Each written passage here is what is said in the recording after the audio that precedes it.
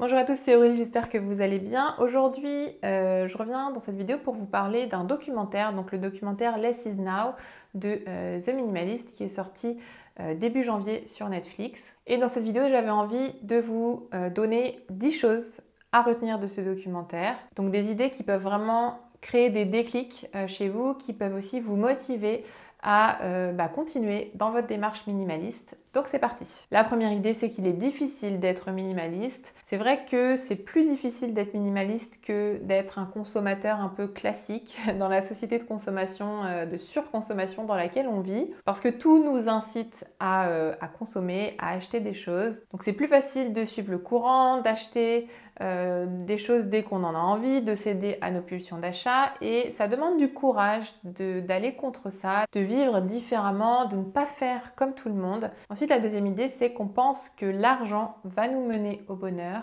On est éduqué à penser ça. Ce qu'on veut en général en sortant des études, c'est avoir un bon métier pour avoir un bon salaire, pour avoir de l'argent pour s'acheter des choses, donc une belle maison, une belle voiture, des beaux objets, des belles vacances, parce qu'on a l'impression que c'est un petit peu la vie de rêve, pouvoir s'acheter tout et n'importe quoi.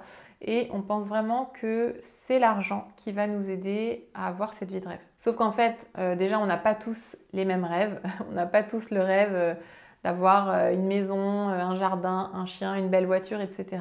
Et qu'en plus, avoir toutes ces choses-là ne suffit pas du tout à être heureux. Ça peut aider à être heureux, mais en soi, ça ne suffit pas du tout. La troisième idée, c'est qu'en fait, nous ne sommes pas vraiment libres. En fait, on a l'impression au quotidien d'être libre des choix qu'on fait, en matière de consommation notamment, alors qu'en fait, on est extrêmement conditionné par la société, par les publicités. Les publicitaires, en fait, nous connaissent mieux que nous-mêmes souvent et ils savent exactement quoi nous montrer, quoi nous dire, quoi nous faire ressentir pour nous amener à acheter ce qu'ils veulent qu'on achète. Et en fait, du coup, on est conditionné à aimer ce qu'on aime, à acheter ce qu'on achète, et on n'est pas du tout libre comme on le croit. Ensuite, une idée intéressante, c'est que la publicité du déficit nous fait perdre confiance en nous.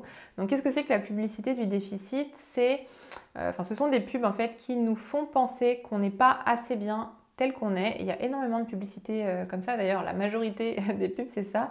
C'est qu'en fait, elles créent un déficit chez nous en nous faisant penser qu'on n'est pas assez bien et que du coup, pour être mieux, on aurait besoin d'avoir tel ou tel objet. Donc si je n'achète pas le dernier téléphone, c'est que je ne suis pas assez bien, et si je l'achète, je vais devenir plus populaire par exemple, ou si je n'ai pas tel vêtement, je ne peux pas être au maximum de, je sais pas, ma séduction, et donc avec tel vêtement, j'aurai beaucoup plus confiance en moi, je serai beaucoup plus beau. Et donc ces pubs nous font penser qu'on n'est pas assez bien comme on est, que notre visage n'est pas assez bien, que notre corps n'est pas assez bien, que nos cheveux ne sont pas assez bien.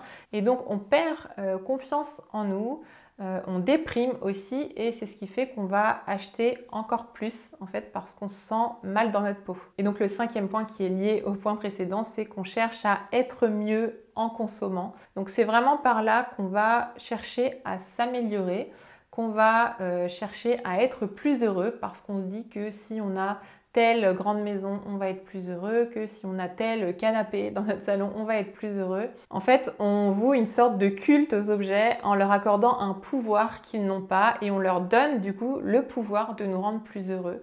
Alors qu'en fait, ils ne sont pas du tout là pour ça. Il n'y a que nous qui pouvons nous rendre heureux. Le vrai moyen de s'améliorer, le vrai moyen d'être plus heureux, c'est pas du tout en achetant des choses.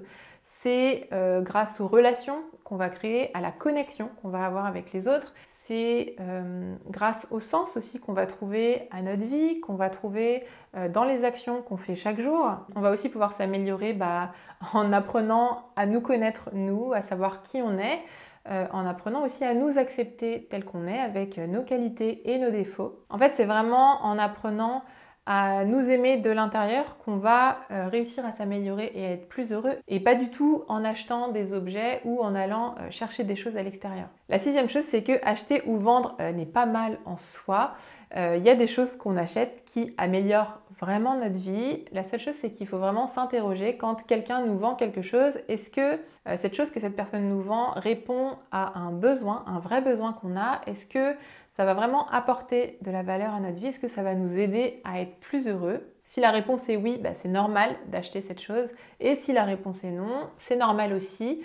Tout ne nous intéresse pas, tout ne correspond pas à nos besoins et c'est important en tout cas de se poser la question. La 7e chose, c'est qu'on s'habitue à la nouveauté.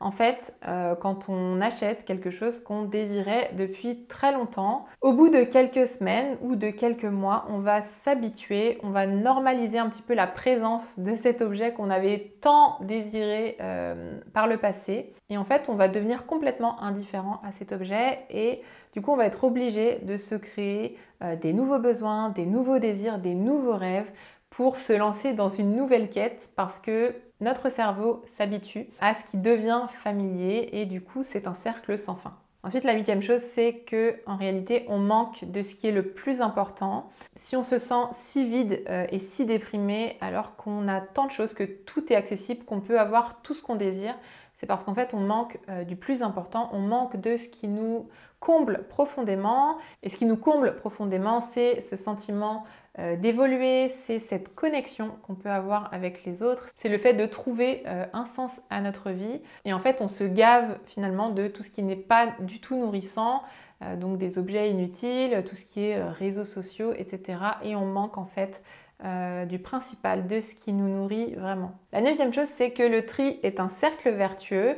En fait, plus on fait de tri, plus on se sent léger, plus on se sent libre, plus on est heureux, plus on a envie de faire de la place, plus on fait des choix aussi, plus on prend des décisions, plus on a envie d'en prendre parce qu'on a vraiment ce sentiment de reprendre un petit peu le contrôle sur sa vie. En fait, c'est vraiment un effet boule de neige qu'il est très difficile d'arrêter, mais tant mieux parce que ça nous fait beaucoup de bien.